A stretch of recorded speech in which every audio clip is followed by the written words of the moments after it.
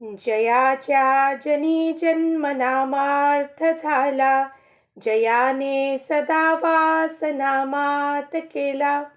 जयाच्या मुखी सर्वदा नाम कीर्ती, नमस्कार त्या ब्रह्म चैतन्य मूर्ती. ಸದ್ಗುರುನಾಥ್ ಮಹಾರಾಜ್ ಕಿ ಜೈ. ಶ್ರೀರಾಮ್ ಸಮರ್ಥ.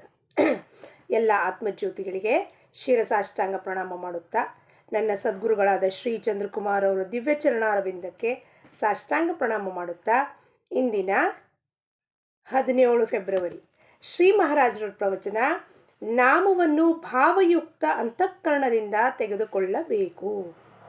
ನಾಮವನ್ನು ಭಾವಯುಕ್ತ ಅಂತಃಕರಣದಿಂದ ತೆಗೆದುಕೊಳ್ಳಬೇಕು.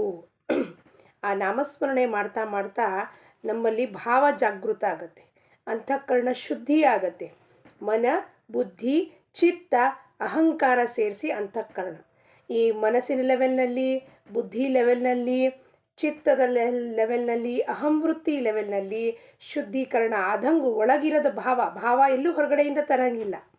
ಆ ಭಾವ ಒಳಗಿಂದ ಜಾಗೃತ ಆದಾಗ ನಾಮ ಹೆಂಗೆ, ಒಮ್ಮೆ ನಾವು ರಾಮ ಅಪ್ಪ, ಬ್ರಹ್ಮಾನಂದ ಮಹಾರಾಜರು ಮೋಕ್ಷ ಪ್ರಾಪ್ತಿ ಗುಟ್ಟಲ್ಲಿ ಹೇಳ್ತಾರೆ, ಹೇ ರಾಮ, ಹೇ ದಯಾನಿಧೆ, ನನ್ನ ಎಂದ ಉದ್ಧಾರ ಮಾಡುತ್ತಿ, ಹೇ ದಯಾ ಸಮುದ್ರ ಅಂತ ಒಂದೊಂದು ಶಬ್ದ ಹೇಳುವಾಗ ಅದು ಅಂತಃಕರಣದಿಂದ ಬಂದಿರೋದ ಕೂಗು ಹೆಂಗಿರುತ್ತಪ್ಪ.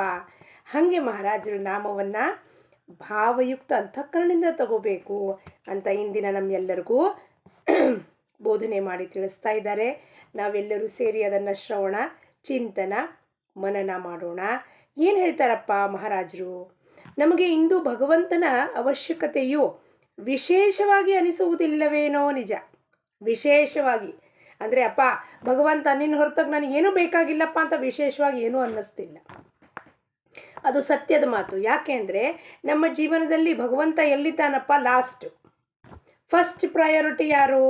ಮನೆ, ಮಕ್ಕಳು, ಗಂಡ, ಹೆಂಡತಿ, ಆಸ್ತಿ, ಅಂತಸ್ತು, ಹೊಲ, ಸ್ಟೇಟಸ್ಕೋ, ಅಂತಸ್ತು, ನಾವು ಇಂಥ ಮಂತಂದವರು, ಅಂಥ ಮಂತಂದವರು, ಇವೆಲ್ಲವೂ ಬಂದ ಮೇಲೆ ಕಡೆಗೆ ಭಗವಂತನ ನಂಬರ್ ಬರುತ್ತೆ.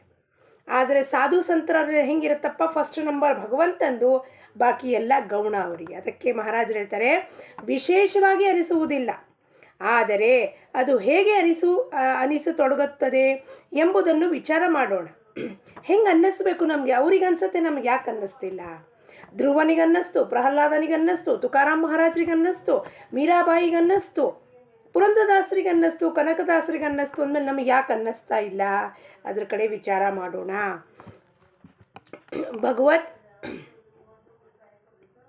ಭಗವತ್ ಚಿಂತನೆಯಿಂದ ಹಾಗೂ ನಾಮಸ್ಮರಣೆಯಿಂದ ಈ ಅವಶ್ಯಕತೆಯು ತೋರುತೊಡಗುತ್ತದೆ. ಹೆಂಗೆ ಬರುತ್ತಪ್ಪ ಆಚೆ? ಅದು ಗೊತ್ತಾಗತ್ತೆ ನಮಗೆ. ಈ ಭಗವಂತನ ಬಗ್ಗೆ ಚಿಂತನೆ ಮಾಡೋದ್ರಿಂದ, ಆ ಚಿಂತನೆ ಮಾಡಲಿಕ್ಕೆ ಎಲ್ಲಿ ಹೋಗ್ಬೇಕು ನಾವು?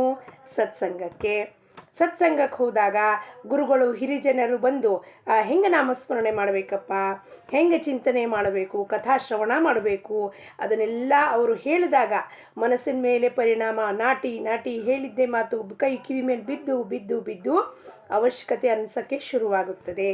ಅವಶ್ಯಕತೆಯು ಎಷ್ಟು ಉತ್ಕಟವಾಗಿರಬೇಕೆಂದರೆ ಅನ್ನ ನೀರು ಕೂಡ ರುಚಿ ಹತ್ತಬಾರದು. ಈ ಸ್ಥಿತಿ ಸಾಧು ಸಂತರು, ಸಾಧಕರು, ಉನ್ಮತವಾದ ಅವ್ರಿಗೆ ಹತ್ತತ್ತೆ. ನಮ್ಗೆ ಹೆಂಗೆ ಹತ್ತತ್ತಪ್ಪ? ಸ್ವಲ್ಪ ಹೊತ್ತಿಗಾಗಲೇ ಅನ್ನ ಸಾರು ತಿನ್ನಲಿಲ್ಲ ಅಂದರೆ ಅಯ್ಯೋ ಹೊಟ್ಟೆ ಹಸಿವತ್ತಾ ಇದೆ ಅಂತಾರೆ. ಆದರೆ ಅವರಿಗೆ ನಾಮ ತಗೊಂಡಿಲ್ವಲ್ಲ, ರಾಮನ ಧ್ಯಾನ ಮಾಡಿಲ್ವಲ್ಲ, ಕಣ್ಮುಂದೆ ಭಗವಂತ ಬಂದು ನಿಂತರೂ ಕೂಡ ಕಣ್ಣು ಬಿಡ್ದಲೇನೆ ಧ್ರುವ ಇದು ಮಾಡ್ತಿದ್ದಾನೆ, ಜಪ ಮಾಡ್ತಿದ್ದಾನೆ, ನಾಮಸ್ಮರಣೆ ಮಾಡ್ತಿದ್ದಾನೆ. ನಾವು ಒಂದು ದಿವಸ ಪಿಜ್ಜಾ ಬರ್ಗರ್ ಆರ್ಡರ್ ಮಾಡಲಿಲ್ಲ ಅಂದರೆ ನಮಗೆ ಚಡ್ಪಡಿಕೆ ಶುರುವಾಗತ್ತೆ. ಆದರೆ ಇಲ್ಲಿ ಅನ್ನ ನೀರೂ ರುಚಿ ಹತ್ತಬಾರದು ಅಂತಾರೆ. ಅವ್ರು ಯಾರೋ ಪಕ್ಕದ ಮನೆಯವರು ಇಳ್ಕಲ್ ಸೀರೆ ತೊಗೊಂಡ್ಬಿಟ್ಟಿದ್ದಾರೆ, ಬನಾರಸಿ ಸೀರೆ ತೊಗೊಂಡ್ಬಿಟ್ಟಿದ್ದಾರೆ, ಆ ಸೀರೆ ತೊಗೊಂಡಿದ್ದಾರೆ ಅಂತ ನಮಗೆ ಚಡ್ಪಡಿಕೆ, ಅನ್ನ ನೀರು ಊಟ ಬೇಸರ ಆಗೋಗತ್ತೆ. ಆದರೆ ಸಾಧು ಸಂತರಿಗೆ ರಾಮ ಸಿಕ್ಕಿಲ್ವಲ್ಲಪ್ಪ ಅನ್ನೋದು, ಊಟ ನೀರು ಏನೂ ಬೇಕಾಗಿಲ್ಲ, ನೀನು ಎಲ್ಲಿವರೆಗೂ ದರ್ಶನ ಕೊಡೋದಿಲ್ವೋ ಅಲ್ಲಿವರೆಗೂ ನಾನು ಊಟ ನೀರನ್ನು ನನಗೆ ರುಚಿ ಹತ್ತಬಾರದು. ಅಗ್ನಿಯು ಎಷ್ಟು ಪ್ರಜ್ವಲಿತವಾಗಿ ಇರುತ್ತದೆಯೋ ಅದನ್ನು ಆರಿಸುವುದಕ್ಕಾಗಿ ನೀರನ್ನು ಕೂಡ ಅಷ್ಟೇ ಪ್ರಮಾಣದಲ್ಲಿ ಉಗ್ಗಬೇಕಾಗುತ್ತದೆ. ನಮ್ಗೆ ಗೊತ್ತಿದೆ, ಅಗ್ನಿ ಬಹಳ ಜಾಸ್ತಿ ಹಚ್ಚಿದ್ರೆ ಫೈರ್ ಇಂಜಿನ್ ಕರೆಸಬೇಕಾಗುತ್ತೆ. ಫೈರ್ ಇಂಜಿನ್ದು ಆ ಒಂದು ನೀರಿನ ಫೋರ್ಸ್ ಹೆಂಗಿರುತ್ತಪ್ಪ? ಎಷ್ಟು ದೊಡ್ಡದು ಪ್ರಮಾಣದಲ್ಲಿರುತ್ತೋ ಅಷ್ಟು ಜಾಸ್ತಿ ಫೋರ್ಸಲ್ಲಿ ನೀರು ಬಿಡಬೇಕಾಗತ್ತೆ. ಅದರಂತೆ ದೇಹ ಬುದ್ಧಿಯು ಎಷ್ಟು ಬಲವತ್ತರವಾಗಿರುತ್ತದೆಯೋ ನಾಮದ ಪ್ರಮಾಣವು ಅಷ್ಟೇ ಅಧಿಕವಾಗಿರಬೇಕು. ನಮ್ಮ ದೇಹಕ್ಕೆ ಎಷ್ಟು ಮಮತ್ವ ಅಂಟಿಸ್ಕೊಂಡಿದ್ದೀವಿ, ದೇಹಕ್ಕೆ ಎಷ್ಟು ಅಹಂಭಾವ ಅಂಟಿಸ್ಕೊಂಡಿದ್ದೀವಿ, ನಾನು ನಾನು ನಾನು ನಾನು ಅನ್ನೋದು ಎಷ್ಟು ಅಂಟಿಸ್ಕೊಂಡಿದ್ದೀವೋ ಅಷ್ಟು ಪ್ರಬಲವಾಗಿ ನಾಮಸ್ಮರಣೆ ಮಾಡಬೇಕಾಗತ್ತೆ. ಅಷ್ಟು ಹೊತ್ತು, ಅಷ್ಟು ಬಾರಿ, ಅಷ್ಟು ಸಮಯಗಳೆಲ್ಲವೂ ಆ ದೇಹ ಬುದ್ಧಿ ಕಡಿಮೆ ಆಗಲಿಕ್ಕೆ ಫಸ್ಟ್ ಮಾಡೋದನ್ನು ಪ್ರಾಕ್ಟೀಸ್ ಮಾಡಬೇಕು ನಾವು. ನಾಮದಲ್ಲಿ ಪ್ರೇಮವು ಬರದಿಲ್ಲ ಎಂದು ಅದನ್ನು ತೆಗೆದುಕೊಳ್ಳುವುದನ್ನೇ ಬಿಟ್ಟಬಾರದು. ನಾಮದಲ್ಲಿ ಪ್ರೇಮ ಬರ್ತಿಲ್ಲ ಬಿಡ್ರಿ, ಎಷ್ಟು ನಾಮಸ್ಮರಣೆ ಮಾಡಿದ್ರು ಏನೂ ಆಗಲ್ಲ. ಇಲ್ಲ, ನಾಮಕ್ಕೆ ಯಾವ ರುಚಿನೂ ಇಲ್ಲ. ಅದೇನು ಪಿಜ್ಜಾ ಬರ್ಗರ್ ಅಲ್ಲ, ಅಥವಾ ಇದು ನಮ್ಮ ಬಟರ್ ಕುಲ್ಚಾ ಅಲ್ಲ, ಪನ್ನೀರ್ ಮಕ್ಕನ್ವಾಲ ಅಲ್ಲ, ವಾ ವಾ ವಾ ವಾ ಕೈ ಎಲ್ಲ ಬೆರಳೆಲ್ಲ ಅಂಟಿಸ್ಕೊಂಡು ವಾ ವಾ ಅನ್ನಕ್ಕಲ್ಲ. ಅದು ನಾಮಕ್ಕೆ ತನ್ನದ ರುಚಿ ಇಲ್ಲ. ಯಾಕೆ? ಅದು ನಿರ್ಗುಣ ನಿರಾಕಾರ ಇದೆ. ಅದಕ್ಕೆಂಥ ರುಚಿ ಇರುತ್ತೆ ನಿರ್ಗುಣ ನಿರಾಕಾರಕ್ಕೆ? ಅಂದಮೇಲೆ ಅದು ಬಿಡಬಾರದು. ನೀರಿನಲ್ಲಿ ಬಿದ್ದರೆ ಮುಂದೆ ತಾನಾಗಿ ಈಜು ಬರುತ್ತದೆ. ಕಾಶಿಗೆ ಹೋಗದಿದ್ದರೂ ಕಾಶಿಗೆ ಹೋಗಬೇಕು ಎಂದಾದರೂ ಅನ್ನಬೇಕು. ಅದರಂತೆ ನಾಮದಲ್ಲಿ ಪ್ರೇಮ ಅನಿಸುವುದಿದ್ದರೂ ನಾಮದಲ್ಲಿ ಪ್ರೇಮ ಬರಬೇಕು ಎಂದು ನಿತ್ಯ ಅನ್ನಿಸಬೇಕು. ಇವತ್ತನ ನಾಳೆ ಖಂಡಿತವಾಗ್ಲೂ ಪ್ರೇಮ ಬಂದೇ ಬರುತ್ತೆ. ಯಾವುದೋ ಹುಡುಗ ಯಾವುದೋ ಹುಡುಗಿ ಗೊತ್ತಿರೋದಿಲ್ಲ, ಮದುವೆಗಿನ್ನ ಮುಂಚೆ ನೋಡ್ತಾರೆ, ನಿಶ್ಚಿತಾರ್ಥ ಮಾಡ್ತಾರೆ, ಒಬ್ರನ್ನೊಬ್ರನ್ನ ನೋಡ್ಕೊಂಡು ಪಸಂದ್ ಮಾಡ್ತಾರೆ, ಮದುವೆ ಆಗ್ತಾರೆ. ಮದುವೆ ಆದಮೇಲೆ ಆಟೋಮೆಟಿಕ್ ಪ್ರೇಮ ಹೆಂಗೆ ಹುಟ್ಟತ್ತಪ್ಪ? ಆ ಹುಡುಗಿನ ಯಾವತ್ತೂ ನಾನು ಆಯುಷ್ಯದಲ್ಲೇ ನೋಡಿಲ್ಲ. ನನ್ನ ಹೆಂಡತಿ ಅಂತ ಬಂದ ಕೂಡಲೇ ಆಗಲೇ ಪ್ರೇಮ ಹುಟ್ಟುಬಿಡುತ್ತೆ. ನನ್ನ ಗಂಡ ಅಂದ ಕೂಡಲೇ ಪ್ರೇಮ ಹುಟ್ಟತ್ತೆ ಅಂದಮೇಲೆ ವಿಚಾರ ಮಾಡಿರಿ. ರಾಮನ ಬಗ್ಗೆ ನನ್ನ ರಾಮ ಅಂತ ಅಂದಮೇಲೆ ಅದು ಹೆಂಗೆ ಪ್ರೇಮ ಬರಲಿಕ್ಕೆ ಸಾಧ್ಯತೆ ಇಲ್ಲ. ಉಸಿರು ಕೊಟ್ಟಿರೋ ನನ್ನ ತ್ರಿಲೋಕದ ಒಡೆಯ ಇಲ್ಲಿ ಕೂತು ನನ್ನ ಉಸಿರಿಗೆ ಚಲನವಲನ ಕೊಡ್ತಿದ್ದಾನೆ. ಅವನ ಮೇಲೆ ಪ್ರೇಮ ಹೆಂಗೆ ಬರಲಿಕ್ಕೆ ಸಾಧ್ಯ ಇಲ್ಲ. ನಾಮದ ಹೊರತು ಬೇರೆ ಸತ್ಯವಿಲ್ಲ, ಬೇರೆ ಸಾಧನೆ ಇಲ್ಲ ಎಂಬ ದೃಢವಾದ ವಿಶ್ವಾಸ ಉಂಟಾಯಿತೆಂದರೆ ನಾಮ ತೆಗೆದುಕೊಳ್ಳದೆ ಇರಲಿಕ್ಕೆ ಆಗುವುದಿಲ್ಲ. ಹಾಗೂ ಅದನ್ನು ತೆಗೆದುಕೊಂಡರೆ ಅದರ ಸಹವಾಸದಿಂದ ಪ್ರೇಮವು ತಾನಾಗಿಯೇ ಬರುತ್ತದೆ. ಆ ಪ್ರೇಮ ತಾನಾಗೇ ಬರುತ್ತದೆ. ಅದಕ್ಕೆ ಕಷ್ಟಪಡಬೇಕಾಗಿಲ್ಲ. ನಾಮಸ್ಮರಣೆ ಮಾಡೋದು ದೃಢವಾದ ನಿಶ್ಚಯ ಮಾಡಬೇಕು, ವಿಶ್ವಾಸ ಇರಬೇಕು. ನನ್ನ ಗುರುನಾಥ ಏನು ನಾಮಸ್ಮರಣೆ ಕೊಟ್ಟಿದ್ದಾನೋ ಅದರಲ್ಲಿ ನನ್ನ ಉದ್ಧಾರ ಮಾಡೋಕ್ಕೆ ನನಗೆ ಕೊಟ್ಟಿದ್ದಾನೆ ಅಂದ್ಬಿಟ್ಟು ತಗೊಳ್ತಾ ಹೋದರೆ ಅದು ಯಾವ ಪ್ರಶ್ನೆನೂ ಮಾಡಬಾರ್ದು. ಎಷ್ಟು ಬಾರಿ ಮಾಡಬೇಕ್ರಿ, ಎಷ್ಟು ಹೊತ್ತು ಕೂಡಬೇಕ್ರಿ, ಕೈ ಕಾಲು ನೋವತ್ರಿ, ಗಂಟೆಗಟ್ಟಲೆ ಕಾಲ ಈ ಪ್ರಯಾಗಕ್ಕೆ ದರ್ಶನಕ್ಕೆ ಎಷ್ಟು ಜನ ಹೋಗ್ತಾ ಇದ್ದಾರೆ. ಕೈ ಕಾಲು 10 ಕಿಲೋಮೀಟ್ರ್ ನಡಿಬೇಕಾಗಿದೆ. ಆದರೂ ದರ್ಶನ ಮಾಡಬೇಕು ಅಂದರೆ 10 ಕಿಲೋಮೀಟ್ರ್ ನಡಿತೀವೋ ಇಲ್ವೋ? ಹಂಗಂದಮೇಲೆ ಜೀವನದಲ್ಲಿ ನನ್ನ ಉದ್ಧಾರ ಆಗಬೇಕು ಅಂದರೆ ರಾಮನ ಪ್ರೇಮ ಮಾಡಲಿಕ್ಕೆ ನಾಮಸ್ಮರಣೆ ಮಾಡಿ ಅಂದರೆ ಯಾಕೆ ಇಷ್ಟೊಂದು ಪ್ರಶ್ನೆಗಳನ್ನು ಮಾಡ್ತೀವಿ? ಯಾಕೆ ಪ್ರಶ್ನೆ ಮಾಡಬೇಕು? ಗುರು ಹತ್ರ ಹೋಗಿ ಅವನು ಉಸಿರನ್ನ ಕೊಡುವಾಗ ಪರಮಾತ್ಮ ನಿನಗೆ ಉಸಿರು ಸ್ವಲ್ಪ ಕಡಿಮೆ ಕೊಡ್ತೀನಿ, ಜಾಸ್ತಿ ಕೊಡ್ತೀನಿ, ಬೆಳಗ್ಗೆ ಕೊಡ್ತೀನಿ ಜಾಸ್ತಿ, ಸಂಜೆ ಮಧ್ಯಾಹ್ನ ಕಡಿಮೆ ಮಾಡ್ತೀನಿ ಅಂತ ಭೇದ ಭಾವ ಮಾಡ್ತಾನೆ. ನನ್ನ ಉಸಿರು ಇರೋ ತನಕ ಭಗವಂತನ ನಾಮದಲ್ಲಿ ನನ್ನ ಮನಸ್ಸನ್ನು ತೊಡಗಿಸ್ಬೇಕು. ಆ ರೀತಿಯಲ್ಲಿ ನಾಮಸ್ಮರಣೆ ಮಾಡಬೇಕು. ಅಲ್ಲಿ ಯಾವ ಥರವಾದ ವಿಕಲ್ಪ ಪ್ರಶ್ನೆಗಳಿಗೆ ಅವಕಾಶವಿರಬಾರ್ದು. ಸತ್ಪುರುಷರು ಭಗವಂತ ಇರುತ್ತಾನೆ ಎಂದು ಅನ್ನುತ್ತಾರೆ, ನಾವು ಕೂಡ ದೇವರು ಇರುತ್ತಾನೆ ಅನ್ನುತ್ತೇವೆ. ಆದರೆ ನಮ್ಮಿಬ್ಬರ ಹೇಳಿಕೆಯಲ್ಲಿ ವ್ಯತ್ಯಾಸವೇನೆಂದರೆ ನಾವು ಅನುಮಾನದಿಂದ ಹೇಳುತ್ತೇವೆ, ಅವರು ಪ್ರತ್ಯಕ್ಷ ಅನುಭವದಿಂದ ಹೇಳಿರುತ್ತಾರೆ ಭಗವಂತ ಇದ್ದಾನೆ. ಪ್ರತ್ಯಕ್ಷ ಅನುಭವ. 2.5 ದಿವಸಗಳ ಕಾಲ ನನಗೆ ಹಾರ್ಟ್ ಅಟ್ಯಾಕ್ ಆದರೂ ಕೂಡ ನಾನು ಮನೆಯಲ್ಲೇ ಇದ್ದೀನಿ, ಹಾಸ್ಪಿಟ್ಲಿಗೂ ಹೋಗಿಲ್ಲ. 3ನೇ ದಿವಸಕ್ಕೆ ನಾನು ಹೋಗಿ ಆ ಹಾಸ್ಪಿಟ್ಲಲ್ಲಿ ಇದಾದಾಗ 4 ಗಂಟೆಗೆ ನಾನು ಆಂಜಿಯೋಪ್ಲಾಸ್ಟಿ ಮಾಡಿದ್ದಾರೆ. ಅಂದರೆ ಈ 3 ದಿವಸಗಳ ಕಾಲ ಮನೆಯಲ್ಲಿ ನನ್ನನ್ನು ಯಾರು ಕಾಪಾಡಿದ್ದಾರೆ? ನನ್ನ ಗಂಡ ಮನೆಯಲ್ಲಿ ಇರಲಿಲ್ಲ, 2 ಸಣ್ಣ ಮಕ್ಕಳು, ಯಾರು ನನ್ನನ್ನು ಕಾಪಾಡಿದಾರಪ್ಪ? ಪ್ರತ್ಯಕ್ಷ ಅನುಭವ. ಭಗವಂತ ಇದ್ದೇ ಇದ್ದಾನೆ. ಅನಾಥೋ ದೈವ ರಕ್ಷಕ. ಅವನ ಹೊರತಾಗಿ ನನಗೆ ಯಾರು ಆಧಾರವೇ ಇಲ್ಲ. ಆ ಗುರುನಾಥ ಹಾಗೆ ನನ್ನ ಪ್ರಾಣವನ್ನು ಕಾಪಾಡಿದ್ದಾನೆ. ವಿಚಾರ ಮಾಡಿರಿ. ನಾವು ಏನು ಮಾಡ್ತೀವಿ? ಅನುಮಾನದಿಂದ ನಮ್ಮ ಕೆಲಸ ಆಯಿತಾ, ಭಗವಂತ ಇದ್ದಾನೆ. ಕೆಲಸ ಆಗಲಿಲ್ಲ, ಬಿಡ್ರಿ ಅವರಿಗೇನೋ ಅನುಭವ ಆಯಿತು, ನಮಗಾಗಲಿಲ್ಲ. ಇಂಥ ಒಂದು ಸಾಶಂಕ ಸಂಶಯ ವೃತ್ತಿಯಿಂದ ಭಗವಂತನ ಪ್ರೇಮ ಮಾಡಲಿಕ್ಕೆ ಸಾಧ್ಯತೆಯೇ ಇಲ್ಲ. ಸಂತರು ದೇಹಾತೀತರು ಇರುತ್ತಾರೆ. ಅವರ ಹತ್ತಿರ ಹೋಗುವುದರಿಂದ ದೇಹಾಭಿಮಾನ ಕಡಿಮೆಯಾಗುತ್ತದೆ. ಪ್ರತ್ಯಕ್ಷ ಹೋಗಲಿಕ್ಕೆ ಆಗದಿದ್ದರೂ ಭಾವವಿರಬೇಕು. ಯಾವಾಗಲೂ ಗುರು ಸಾನ್ನಿಧ್ಯ, ಫಿಸಿಕಲ್ ಪ್ರೆಸೆನ್ಸ್ ನಮಗೆ ಸಿಗುವುದಿಲ್ಲ, ಆದರೆ ಭಾವ ಇರಬೇಕು. ನಮ್ಮ ಸತ್ಸಂಗಕ್ಕೆ ಕೂಪ್ಗಡ್ಡಿ ಮಹಾರಾಜರು ಬರ್ತಾರೆ. ಶ್ರೀ ಶಂಕರರಾವ್ ಅನಂತಪುರ್ ಅಂತ ಕೂಪುಗಡ್ಡಿಯಿಂದ ಮಹಾರಾಜರು, ಅವರ ಸದ್ಗುರುಗಳು ರಂಗರಾವ್ ಮಹಾರಾಜರು ಮನಾಚೆ ಬೋಧ ಮಾಡ್ತಾರೆ. ಆದರೆ ಎಂದು ಒಂದು ಅವರು ನಮಗೆ ಗುರು ಬೋಧನೆ ಮಾಡುವಾಗ, ಗುರು ಕತೆ ಹೇಳುವಾಗ ಭಾವಯುಕ್ತಾಗಿ ಕಣ್ಣಲ್ಲಿ ನೀರು ಬರ್ತಾ ಇರ್ತವ್ರಿ.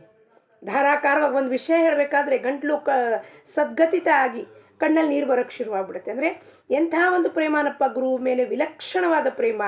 ಪ್ರತಿಯೊಂದು ನಮಗಿಲ್ಲಿ ತನಕ 20 ಸತ್ಸಂಗ ಆಗಿದೆ, ಅವ್ರು ನಡೆಸ್ಕೊಡ್ತಾ ಇದ್ದಾರೆ ಪ್ರತಿ ಗುರುವಾರ. ಪ್ರತಿಯೊಂದು ಸತಿ ಅವ್ರು ಬಂದಾಗಲೂ ಅವ್ರ ಕಣ್ಣಲ್ಲಿ ಗುರುವಿನ ಬಗ್ಗೆ ಹೇಳಿದಾಗ ಕಣ್ಣೀರು. ಅದನ್ನು ಕಲ್ತ್ಕೊಂಡು ಆರ್ತತೆಯಿಂದ ಒಂದು ಭಜನೆ ಹೇಳಿದಾಗ, ಒಂದು ಇದನ್ನು ಸುಭಾಷಿತ ಹೇಳಿದಾಗ, ಅಭಂಗ ಹೇಳಿದಾಗ ಆ ಕಣ್ಣಲ್ಲಿ ನೀರು ನೋಡ್ರಿ ಗುರುಗಳಿಗೆ ಎಷ್ಟು ಕೃಪಾ ಇದೆ ಅಂತ. ಅದನ್ನು ಕೇಳ್ಕೊಂಡಾಗ ನಮಗೂ ಇಂಥದ್ದು ಕೊಡಿ ಆರ್ತತೆ ಅಪ್ಪ ಗುರುನಾಥ, ನಿಮ್ಮ ಮೇಲೇನು ಕೃಪೆ ಆಗಿದೆಯೋ ಅಂಥ ಕೃಪೆ ನಮಗೂ ಮಾಡಿಯಪ್ಪ ಅಂತ ನಾವು ಕೇಳ್ಕೋಬೇಕು. ಭಾವ ಬಿಡುವುದೆಂದರೆ ಕಾರ್ಯವು ಎಷ್ಟು ಬೇಗನೆ ಸಿದ್ಧವಾಗುತ್ತದೆಯೋ ಅಷ್ಟು ದೇಹದ ಸಹವಾಸದಿಂದಲೂ ಆಗುವುದಿಲ್ಲ. ತೀರ್ಥದಲ್ಲಿಯ ತೀರ್ಥತ್ವವನ್ನು, ದೇವರಲ್ಲಿಯ ದೇವತ್ವವನ್ನು ಹಾಗೂ ಗುರುಗಳಲ್ಲಿಯ ಗುರುತ್ವವನ್ನು ನಾವು ನಮ್ಮ ಭಾವನೆಯಿಂದಲೇ ಕೊಡುತ್ತೇವೆ. ಪ್ರಯಾಗರಾಜ ತೀರ್ಥ ಮೈ ಮೇಲೆ ಹಾಕ್ಕೊಳ್ರಿ, ನೀರಲ್ಲಿ ಮುಳುಗ್ರಿ, ಕಲ್ಯಾಣ ಆಗತ್ತೆ. ಆ ತೀರ್ಥಕ್ಕೆ ತೀರ್ಥತ್ವ ಯಾರು ಕೊಡ್ತಿರೋದು? ಗುರುವಿಗೆ ಗುರುತ್ವ ಯಾರು ಕೊಡ್ತಿರೋದು? ನಮ್ಮ ಭಾವನೆ. ಭಾಳ ಭಾಳ ಭಾಳ ಮುಖ್ಯ ಇದೆ ಇದರಲ್ಲಿ. ತೀರ್ಥಗಳಿಗೆ ಹೋಗಿ ನಾವು ಇದರಿಂದ ನಿಷ್ಪಾಪರಾಗಬೇಕು ಎಂಬ ಭಾವನೆ ಮಾಡಿದರೆ ಮಾತ್ರ ನಮಗೆ ಅದು ತೀರ್ಥಸ್ಥಾನ ಆಗುತ್ತದೆ. ಇಲ್ಲದಿದ್ದರೆ ಅದು ಕೇವಲ ನೀರು ಮಾತ್ರ ಆಗಿರುತ್ತದೆ. ಇಲ್ಲಾಂದರೆ ಕೇವಲ ರಿಸಾರ್ಟ್ನಲ್ಲಿ ಹೆಂಗೆ ರೈನ್ ಡ್ಯಾನ್ಸ್ ಮಾಡ್ಕೊಂಬಂದ್ರು ಹಾಗೆ ಪ್ರಯಾಗದಲ್ಲಿ ಮುಳ್ಕೊಂಬಂದಂಗೆ ಆಗುತ್ತದೆ ಅಷ್ಟೇ, ಇನ್ನೇನೂ ಆಗುವುದಿಲ್ಲ. ಸ್ವಲ್ಪದರಲ್ಲಿ ಹೇಳುವುದಾದರೆ ಎಲ್ಲವೂ ಭಾವನೆಯಿಂದಲೇ ಇರುತ್ತದೆ. ನಾಮವು ಭಾವವನ್ನು ನಿರ್ಮಾಣ ಮಾಡುತ್ತದೆ. ನಾವು ಭಾವಯುಕ್ತ ಅಂತಃಕರಣದಿಂದ ನಾಮ ತೆಗೆದುಕೊಂಡದ್ದಾದರೆ ನಮ್ಮ ಕಾರ್ಯವು ಶೀಘ್ರದಲ್ಲಿಯೇ ಆಗುತ್ತದೆ. ಝಟ್ಕಿಪಟ್ ಕೆಲಸ ಆಗತ್ತದು. ಏನು ಭಗವಂತನಲ್ಲಿ ಒಂದಾಗೋದು ಬಹಳ ಹೊತ್ತು ಹಿಡಿಯೋದಿಲ್ಲ. ಒಂದು ನಮ್ಮ ಭಾವನೆ, ರಾಮ ನಾನು ನಿನ್ನವನಪ್ಪ, ನೀ ನನ್ನವನು ಅಂತ ಹೇಳಿದ್ರೆ, ಆ ಝಟ್ಕಿಪಟ್ ಅಂತಃಕರಣದಿಂದ ಹೇಳಿದ್ರೆ ನಮ್ಮ ಕೆಲಸ ಶೀಘ್ರದಲ್ಲಾಗೋಗುತ್ತೆ.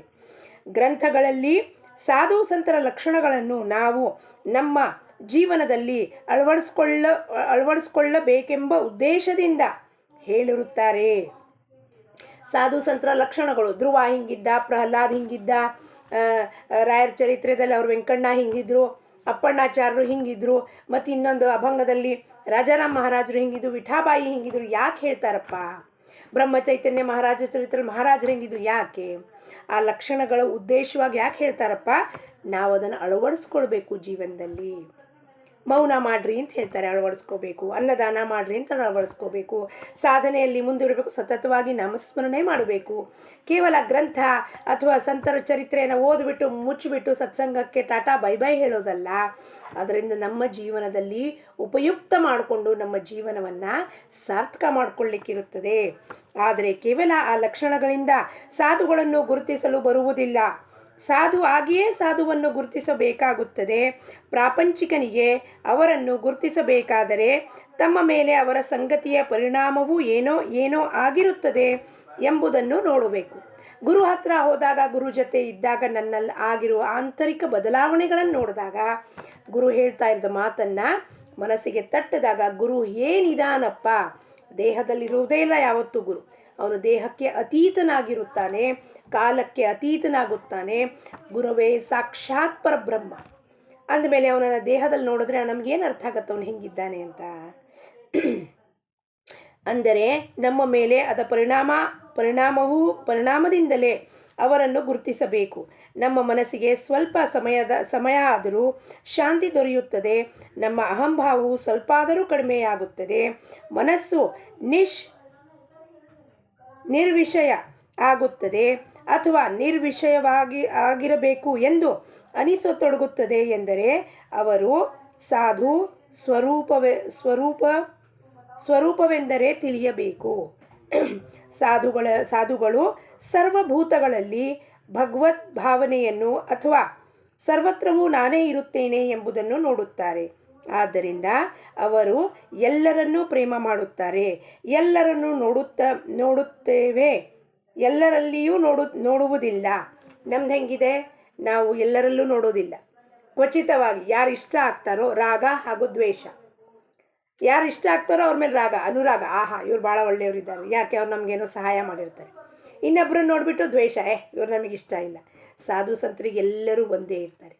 ಎಲ್ಲ ಭೂತಗಳಲ್ಲೂ ಅಂದರೆ ಸರ್ವ ಬ್ರಹ್ಮಾಂಡದಲ್ಲಿ ಬ್ರಹ್ಮವಸ್ತು ಪರಮಾತ್ಮನ ಹೊರತಾಗಿ ಯಾರೂ ಇಲ್ಲ ಅಂದ್ಬಿಟ್ಟು ಅವರು ಎಲ್ಲರನ್ನೂ ಏಕೋಭಾವದಿಂದ ಅಪ್ಕೋತಾರೆ. ಆದ್ದರಿಂದಲೇ ದ್ವೈತ ಭಾವವು ಅನುಭವಕ್ಕೆ ಬರುತ್ತದೆ. ನಮ್ದೆಲ್ಲ ದ್ವೈತ ಭಾವ, ನೀನು ಬೇರೆ ನಾನು ಬೇರೆ. ಯಾಕೆ ನಾವು ದೇಹ ಆಕಾರವನ್ನು ನೋಡ್ತೀವಿ, ರೂಪವನ್ನು ನೋಡ್ತೀವಿ, ಅದರಲ್ಲಿ ಕಳೆದು ಹೋಗ್ಬಿಡ್ತೀವಿ ನಾವು. ಅವರು ಚೈತನ್ಯವನ್ನು ನೋಡ್ತಾರೆ.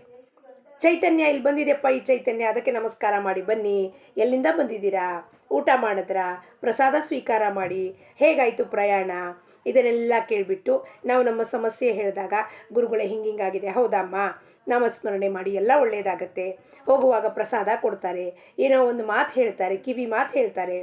ಅದು ನಮ್ಮ ಮನಸ್ಸಿಗೆ ಏನು ಮಾಡುತ್ತೆ, ಹಿತ ಉಂಟು ಮಾಡುತ್ತೆ. ಯಾಕೆ, ಅಲ್ಲಿ ಕೇವಲ ಪ್ರೇಮ ಉಕ್ಕರಿತಾ ಇರುತ್ತೆ. ಎನರ್ಜಿ ಸೆಂಟರ್ ಅದು, ಅದು ಬಾಡಿ ಅಲ್ಲ. ಅದು ಗುರುಗಳು ಬಾಡಿ ಅಲ್ಲ, ಎನರ್ಜಿ ಸೆಂಟರ್. ಪ್ರತಿ ಕ್ಷಣವೂ ಲಕ್ಷಾಂತರ ಸಹಸ್ರಾರು ಕಿರಣಗಳು. ಎಂಥ ಕಿರಣಗಳು? ಕಂಪ್ಯಾಷನ್ ಕಿರಣಗಳು, ದಯಾ ಕಿರಣಗಳು, ಅನುಕಂಪದ ಕಿರಣಗಳು, ಕರುಣಾಸಾಗರ ಅಂತೀವಿ. ಆ ಕರುಣಾರಸ ಉಕ್ಕಿ ಹರಿತಾ ಇರುತ್ತೆ ಆ ಜೀವದ ಮೇಲೆ. ಅದಕ್ಕೆ ಅವ್ರ ಹತ್ರ ಹೋದಾಗ ನಮಗೆ ಸ್ವಲ್ಪ ಸಮಯ ಹೆಂಗೆ ಅನ್ಸುತ್ತೆ, ಶಾಂತಿ, ಸಮಾಧಾನ. ಅಯ್ಯೋ ಗುರುಗಳು ಎಷ್ಟು ಚೆನ್ನಾಗಿ ಮಾತಾಡ್ತಾರಪ್ಪ. ಯಾಕೆ ಚೆನ್ನಾಗಿ ಮಾತಾಡ್ತಾರೆ ಅವರು? ದೇಹದಲ್ಲಿದ್ದರೆ ತಾನೇ ಅವರು ಚೆನ್ನಾಗಿ ಮಾತಾಡೋಕ್ಕೆ. ಇಲ್ಲ ಬೇರೆಯವ್ರು ಮಾತಾಡಿದಾಗ ನಮ್ಗೆ ಇವ್ರು ಚೆನ್ನಾಗಿ ಮಾತಾಡೋದಿಲ್ಲ. ಯಾಕೆ? ಮನಸ್ಸು ಅಡ್ಡಿ ಬರುತ್ತದೆ. ದ್ವೈತ ಭಾವನೆ. ಗುರುವಿನಲ್ಲಿ ಯಾವ ದ್ವೈತ ಭಾವನೆ ಇಲ್ಲ, ಎಲ್ಲ ಏಕೋಭಾವ, ವಸುದೈವ ಕುಟುಂಬಕಂ. ಅದಕ್ಕೆ ಸಾಧುಗಳ ಅಹಂಭಾವವು ಹೋಗಿರುವುದರಿಂದ ಅವರಿಗೆ ಜಗತ್ತಿನಲ್ಲಿ ಸರ್ವತ್ರವೂ ಅಭೇದ ಭಾವವೇ ಅನುಭವಕ್ಕೆ ಬರುತ್ತದೆ. ಅವರು ಎಲ್ಲ ಕಡೆಗೆ ಭಗವದ್ ಭಾವನೆಯನ್ನು ನೋಡುತ್ತಾರೆ ಹಾಗೂ ಅವರ ಪ್ರೇಮವು ಅತ್ಯಂತ ನಿಷ್ಕಪಟವಾಗಿರುತ್ತದೆ. ಇಂದಿನ ಬೋಧವಚನ ಎಲ್ಲರೊಂದಿಗೆ ಅತ್ಯಂತ ನಿಷ್ಕಪಟ ಪ್ರೇಮದಿಂದಲೇ ವ್ಯವಹರಿಸಬೇಕು. ನಮ್ಮ ಮಾತಿನಲ್ಲಿ ಅಷ್ಟೇ ಅಲ್ಲದೆ ನಮ್ಮ ದೃಷ್ಟಿಯಲ್ಲಿಯೂ ಕೂಡ ಪ್ರೇಮ ಇರಬೇಕು. ನಮ್ಮ ಮಾತಿನಲ್ಲೇ ಅಲ್ಲ, ನಾವು ನೋಡುವ ದೃಷ್ಟಿ, ಫಸ್ಟು ದೃಷ್ಟಿನೇ ಎಲ್ಲರ ಮೇಲೂ ಬೀಳುತ್ತೆ. ಆ ದೃಷ್ಟಿನಲ್ಲಿ ಕೋಪ ಇದೆಯಾ, ತಾಪ ಇದೆಯಾ, ಭಯ ಇದೆಯಾ, ಅಸೂಯೆ ಇದೆಯಾ, ಕಣ್ಣಲ್ಲಿ ನೋಡಿದ್ರೆ ಗೊತ್ತಾಗೋಗುತ್ತೆ. ಸಾಧು ಸತ್ಪುರುಷರು ಹೆಂಗಿರುತ್ತಪ್ಪ? ಸಾಧು ಸತ್ಪುರುಷರು ಕಣ್ಣುಗಳು, ದೃಷ್ಟಿಗಳು ಪ್ರೇಮಯುಕ್ತವಾಗಿ, ದಯಾಯುಕ್ತವಾಗಿ, ಕರುಣೆಯುಕ್ತವಾಗಿ, ಅದು ಕೇವಲ ಅದೇ ರಸ ಚಿಮ್ಮುತ್ತಾ ಇರುತ್ತಲ್ಲಿಂದ. ಅದಕ್ಕೆ ನಮ್ಮ ಮೇಲೆ ಬಿದ್ದಾಗ ಏನಾಗುತ್ತೆ, ನಮ್ಮಂಥ ಪತೀತರು ಏನಾಗ್ತೀವಿ, ಪಾವನರಾಗೋಗ್ತೀವಿ ಅಂತ ಹೇಳುತ್ತಾ ಜಾನಕಿ ಜೀವನ ಸ್ಮರಣ. ಜಯ ಜಯ ರಾಮ್. ಲೋಕಾಹ ಸಮಸ್ತಾಹ ಸುಖಿನೋ ಭವಂತು.